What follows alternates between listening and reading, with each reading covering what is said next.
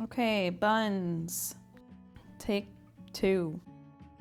The reason I'm so happy is because I'm pulling out my golden delicious buttery flaky dinner rolls, and these are make ahead, people. These are make way ahead, like 2 weeks ahead before Thanksgiving.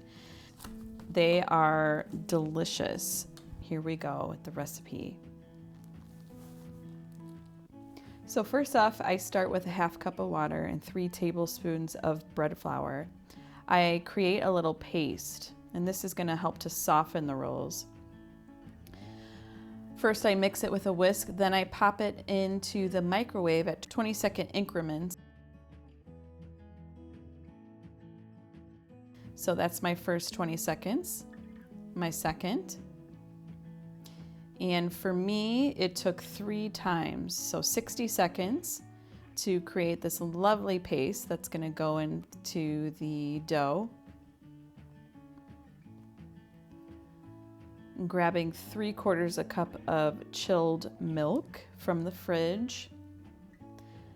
Adding my paste to the stand mixer bowl, I'm going to add the milk as well and just get that combined. Then I go ahead and dump the 2 2/3 cups of bread flour in. I used a digital scale, which is a little more precise. And if you do have a digital scale, it's 14 2/3 ounces. I also added 1 large egg, 2 teaspoons of instant or rapid rise yeast. I'm just starting to combine, and I really should have used a dough hook here instead of my whisk, so here I go, just kind of being stubborn at this point. And then here's me struggling to get the dough from in between the little prongs.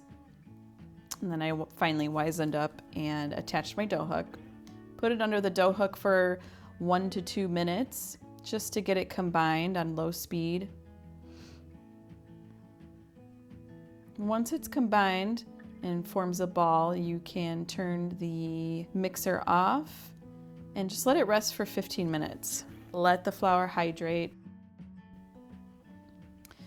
After 15 minutes, I go ahead and turn on the stand mixer at medium speed and start to add my 2 tablespoons of sugar, 1 1/4 teaspoons of table salt.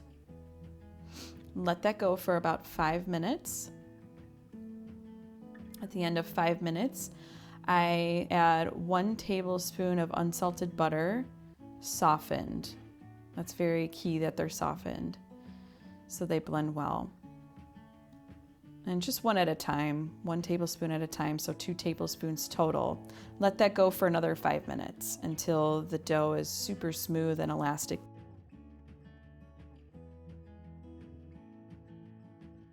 And there we are. That's after 10 minutes total.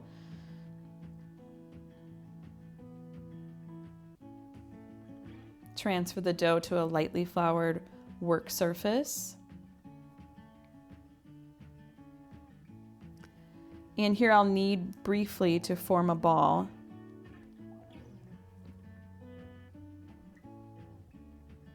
Just to get it smooth and shaped. This isn't the final shaping at all. This is just so that it rises evenly, and I sort of create a seam on the bottom, just getting it going, cupping it with my hands and starting to create that little seam just to get it into that nice loaf ball shape.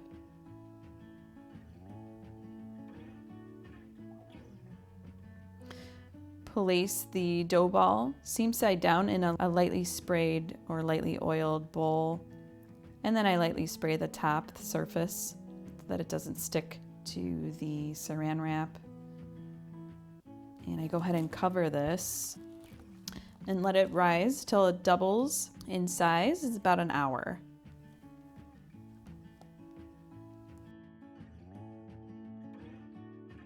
After an hour, peel it back and reveal your lovely risen dough ball. And that looks like more than doubled, so that's good. So here I'm pushing out and releasing the excess air and gas bubbles.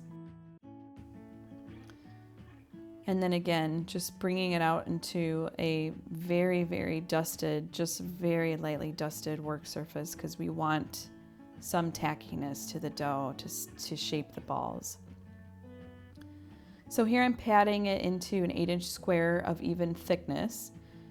And then using my bench scraper there, I will cut the dough in half and then the halves in halves. So 4 rows horizontally, 4 rows vertically. And this will equal 16 dough balls.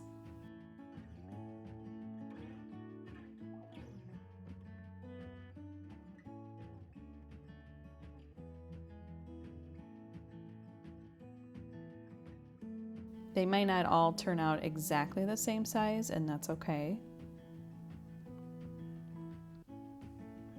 Then to round out each piece, I'm lightly cupping the dough ball and working in a circular motion just to pick up some of that tackiness from the board, from my marble board there.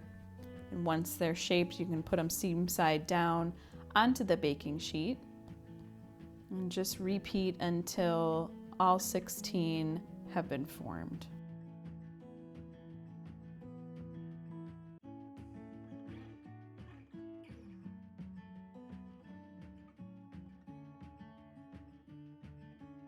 Since there's 16, you can do 1 row of 6. And here I'm just scattering them because I just wanted them to be a little more equally spaced. So cover and let rise until these balls are doubled, and that's about 45 minutes to an hour.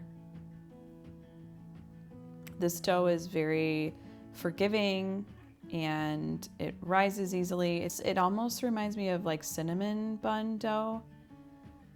So here I put the oven rack to the middle position and get the oven fired up at 300 degrees.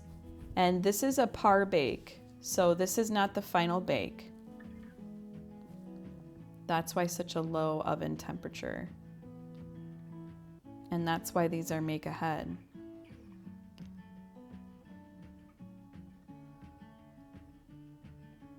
So after they've risen, I'm going to put them in for 14 to 16 minutes in a 300-degree oven.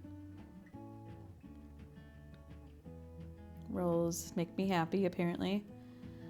And here they come out. They look beautiful at this point. They're not going to have a whole lot of color on them at this point. This is just to get them to the place where we can freeze them. So I'm temping 170 to 175. I'm happy with that.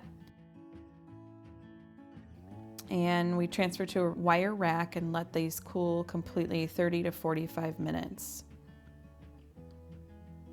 And that's okay if they stick together a little. Transfer the sheet to the freezer and freeze the rolls until solid. So make sure you have a space to do that, 30 minutes to an hour. So now they're like bricks. They're very solid and frozen. So I'm just going to transfer these rolls to a Ziploc bag and freeze.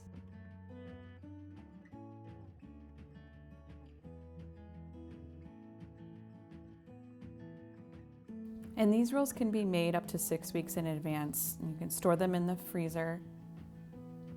And what's neat about them is you can pull out as little or as many as you'd like. So to serve, adjust an oven rack to the middle position and heat your oven to 425 degrees. And arrange desired number of frozen rolls on the parchment lined baking sheet and bake until deep golden brown, about 8 to 10 minutes.